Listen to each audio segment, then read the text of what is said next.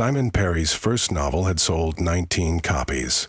6 to his mother, 1 to an ex-girlfriend who later mailed it back with a sticky note reading, "You can keep the inscription, I'm keeping the breakup," and the remainder to strangers who never bothered to leave a review. At 37, he was still temping at the post office in the mornings and tending bar at the Pelican Arms at night, stacking shifts like brittle plates and praying none would slip. All the while he drafted second, third, and fourth books, each one a lurching attempt to prove the first wasn't a fluke of cosmic pity. Agents answered with form letters. Editors answered with silence. In the vacuum between hope and humiliation, Simon spent Saturdays haunting antique shops because he liked the smell of dust over old pine and the lie that an undiscovered relic might change everything. One sulphurous afternoon, he ducked into Madame Ibsen's curios, mostly to escape the rain hissing on Camden Road. The shop was a grotto of tarnished brass and doll eyes. A chandelier dangled so low its crystals tinkled against his shoulders.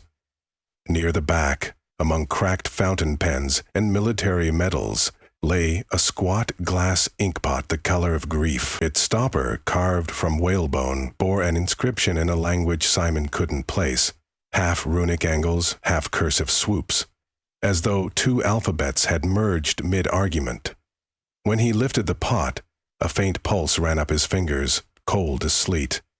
"How much?" he asked. Madame Ibsen emerged from between beaded curtains, smoking a cigarette that smelled of cloves. Her pupils were dilated saucers. Her accent skidded across continents. £5, she said. "But the object chooses its keeper. Are you a teller of stories?" "I try to be." "Then perhaps it will try as well." She slid the jar into a brown paper bag and refused his change. "Mind the sky," she added, without emphasis, as though reciting a bus schedule. "Ink drinks weather." Simon chalked the remark up to antique dealer whimsy and hurried home through the drizzle, cradling the parcel beneath his coat. His bedsit smelled of old socks and resignation, but the desk by the window was cleared, paper piled like snowdrifts, fountain pen gleaming beside a candle stub. He uncorked the new inkpot, expecting an odor of iron or vinegar. Instead, a dampness seeped from within, the faint mineral tang of water collected in urns. He appended the pot over his pen. A single obsidian droplet formed, improbably viscous, and slid into the reservoir. Then nothing. The jar was dry. One line of prose cost him 1 line of ink. After a paragraph, the pen scratched empty. Simon, half amused, tried to fill the pot with tap water. The liquid beaded on the lip and refused entry, as though repelled by invisible skin. He tried black ink from a plastic bottle. It sizzled and evaporated like fat on a skillet. Puzzled, he set the pot on the sill and watched the storm. A sudden updraft dashed rain against the glass. A rivulet sneaked through a rotten seam and splashed the inkpot. At once the jar brimmed with dark fluid, rippling in quiet ecstasy. "Mind the sky," he whispered. Over the next hour he wrote a 10-page short story.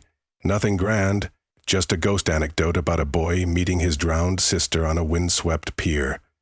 Yet the words came fluid, urgent, possessed of an energy he'd never commanded. Every time the nib husked dry, a new gust rattled the pane, and another bead of rainwater slipped in to top the ink. By midnight the draft was finished, its ending a perfect collision of sorrow and mercy. Simon, exhilarated, didn't notice the sky clearing until the pot, deprived of storm water, emptied with his final sentence. In the morning, the BBC rattled off local news while he shaved. A man named Richard Halliday, aged 24, had vanished the previous night after leaving the Pelican Arms. Footage showed a shy face Simon recognized vaguely. He'd served the kid beer and crisps more than once.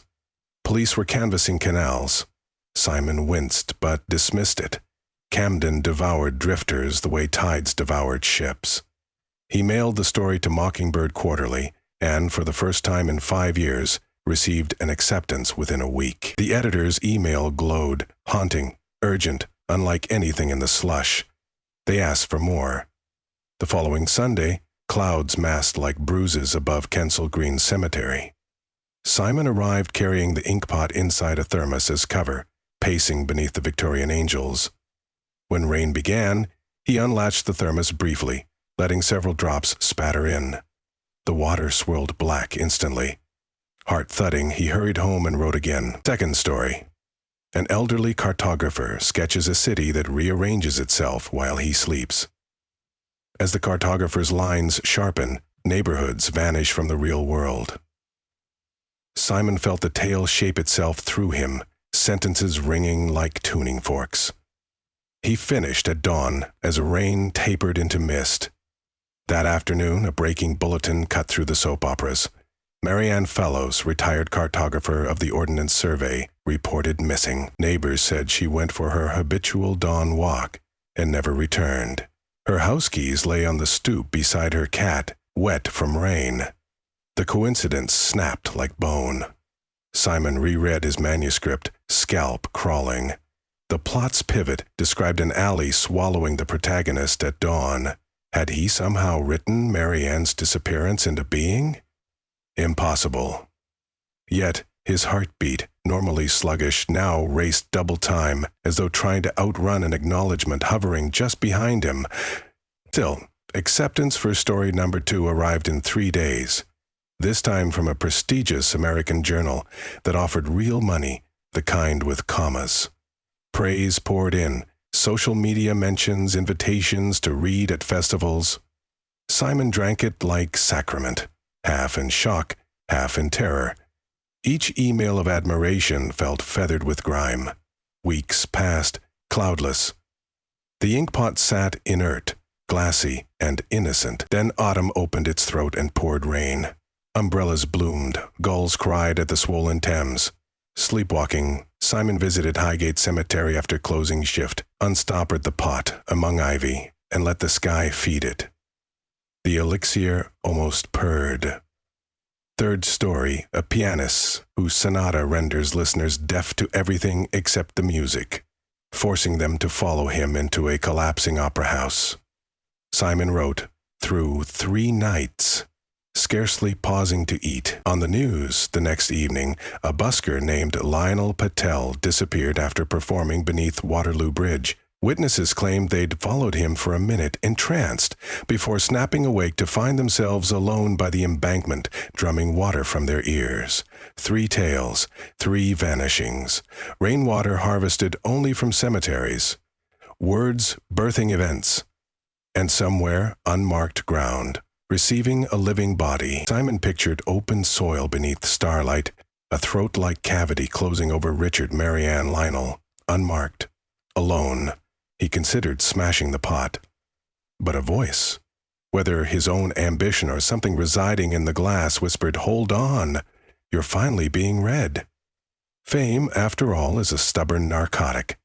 He convinced himself the correlation was a delusion. People disappear daily. London is a stage set on quicksand, yet each night, dreams replayed. Skeleton fingers typing through him. Names etched on a ledger that glowed when rain struck glass. The ledger grew thicker when Anna Peterson moved into the bedsit across the hall. Anna, a sculptor who paid rent with shift work at St. Joseph's Hospital, offered him leftover muffins and smiles sharp enough to cut fog. She confessed to loving ghost stories. He confessed to writing them. Soon they were trading drafts over cheap Malbec, the corridor a private mail chute of creativity. Simon kept silent about the inkpot. He told himself secrecy was modesty, not guilt. One October evening, after Anna's kiln exploded and left her apartment smelling like Hell's Pottery Studio, Simon invited her to work at his desk while he bartended. She accepted with a grin. Rain clouds heaped over the rooftop. Simon hesitated at the door, staring at the inkpot glimmering on the shelf. He slid it into a drawer, locked the drawer, slipped the key into his pocket, and left. The night was slow. Football on television, only 3 regulars. A keg sputtering like asthmatic lungs. Around 11, a siren wailed past. Simon's phone buzzed. A text from Anna. Come home. Important. For the rest of his shift. Dread sat on his shoulder. He returned to find the drawer forced open. Anna stood frozen beside the desk. The ink pot lay in her palms, brimming though the sky had ceased raining hours ago. She looked at him as though at a stranger. "This ink," she whispered. "I spilled some. It ate through my sculpture. Then it started to refill by itself. Simon, what is this?" He tried to speak. Words crawled back down his throat. In the cramped light of a single bulb, the pot's liquid moved in slow spirals, reflecting nothing in the room, only a field of stars no telescope could witness. Anna set it down. "Where did you get it?" He told her everything. Madame Ibsen's cryptic warning, the cemetery rain, the disappearances. While he spoke, Anna's composure shifted from disbelief to dawning horror. She toggled between confronting a psychopath or mourning a friend lost behind his own eyes. "Have you gone to the police?" "To say what? My pen is a serial killer? They'd institutionalize me, and the pot would end up on eBay, then destroy it." "It won't break," he said, remembering futile hammer blows that rebounded like elastic guilt. Anna paced, hands in hair. "Whatever this is, it's using you. Stop feeding it." He promised. She slept on the sofa in case he tried to sneak out. Around 3 a.m. he sat awake, listening to her breath, tasting the metallic ache of stories unwritten. Outside, drizzle returned, peppering the gutter. Inside the drawer, though locked again, the pot rattled softly, like a child knocking to be let out. Morning brought cheap sunlight and brittle resolve.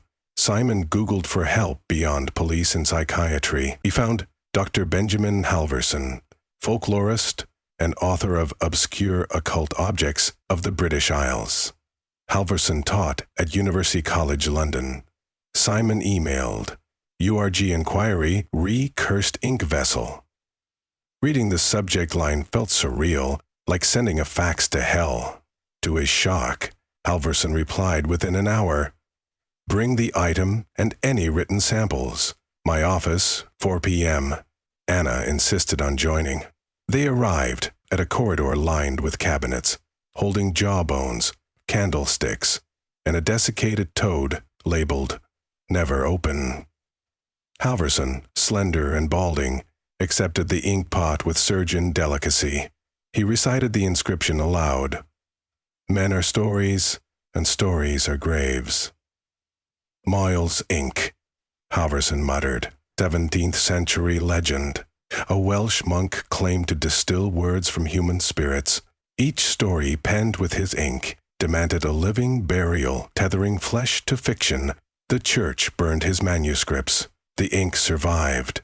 Simon's gut clenched at the biblical resonance. Is there a way to disarm it? Halverson studied the rotund glass. Destroying the vessel is rumored impossible. The ink protects its womb. But the pact can be inverted. One final story, written with willing blood, can unbury the bound souls. "Willing blood?" Anna echoed. "Sacrificial authorship," Halverson said softly. "The writer pours himself into the ink. When the story ends, he joins the earth and the buried rise." Simon imagined Richard, Marianne, Lionel clawing upward through wet soil, gasping air and moonlight. He imagined his own body settling into silence beneath them, a grim arithmetic. Fear stiffened his spine, but shame weighed more. Every acceptance letter, every sparkling review was built on suffocated lungs. He left Halverson's office, carrying the pot like a ticking bomb.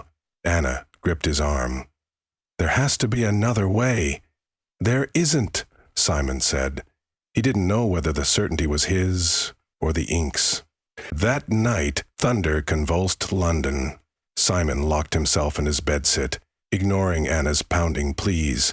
He set fresh pages before him and placed the pot near the window, stopper removed. Rain slammed the sill, funneling into the jar. The ink thickened, hungry. He pricked his finger with a razor. One drop of blood bloomed on the surface, expanding until the black turned viscous crimson. The ink pot shuddered. He dipped the pen. The story began with a man kneeling in a graveyard under stormlight, begging forgiveness from the earth. Word after word unfurled, not crafted, but surrendered. Simon wrote of coffins pushing upward like seedlings, of lungs re-inflating with rain-chilled air, of names returning to memories that had grieved them. He wrote of a city adjusting its map, of a pier no longer haunted, of a sonata dissolving into silence. With each paragraph, blood oozed from his fingertips, mingling with the ink. Pain flared, but a deeper peace threaded through it, a violin under savage wind. Outside, the storm intensified to a roar. Across London, soil erupted in forgotten lots and beneath motorway embankments as though the ground were exhaling. Richard Halliday clawed toward lamplight, skin smeared with clay. Marianne Fellows coughed sludge from her lungs and gazed at a sky she thought she'd never see again. Lionel Patel, eardrums aching, wept at the simple noise of traffic. At Simon's desk, his vision narrowed to a tunnel. The final sentence approached, buoyed by a swell of inevitability. He wrote it, "I give the rest of me to the story, because stories deserve a passage home." As the period bloomed, the pen snapped, spent. The ink pot emptied, vapor curling upward. His body sagged.